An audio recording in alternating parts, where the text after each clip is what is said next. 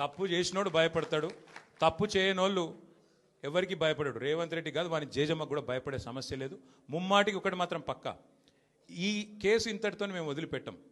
నా క్యారెక్టర్ అసాసినేషన్కి బాధ్యులైన రేవంత్ రెడ్డిని ఆయన తొత్తులుగా పనిచేస్తున్న పోలీసులు కొంతమంది, అందరినీ కాదు, కొంతమంది పోలీసులు ఎవరైతున్నారో ఆయన తొత్తులుగా, ఆయన అడుగులకు మడుగులతో పనిచేస్తున్నారో వాళ్ళని నేను కూడా వదిలిపెట్టను. ఎందుకు వదిలిపెట్టను? ఎందుకంటే నా వ్యక్తిత్వం అననం చేస్తూ ఉన్నారు. లేని లింకులు అంటగట్టి, లేని రంకులు అంటగట్టి, నాకు ఇష్టం ఉన్నట్టు ఎవరెవరో యాక్టర్లకు లింకులు పెట్టి చిల్లర రాజకీయం ఏదైతే చేస్తున్నారో ఈ విషయంలో నేను మాత్రం వదిలిపెట్టను.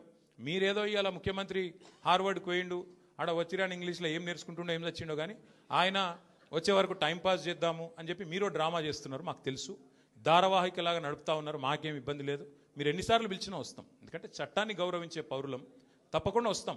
మేము తప్పు చేయలేదన్న మాటనే చెప్తాము.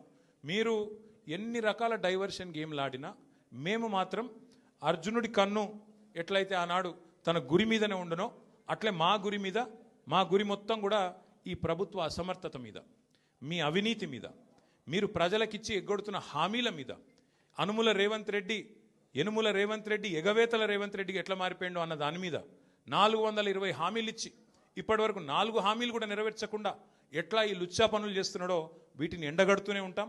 100% వదిలిపెట్టకుండా ప్రాణం పోయేదాకా పోరాడుతూనే ఉంటాం. ఎవరికి భయపడకుండా, ఎవరికి తలవంచకుండా నిఖార్సైన తెలంగాణ బిడ్డలుగా, కేసీఆర్ గారి సైనికులుగా, కేసీఆర్ గారిని తిరిగి ముఖ్యమంత్రి చేసేదాకా మేమందరం కలిసికట్టుగా పనిచేస్తూ ఉంటామని చెప్పి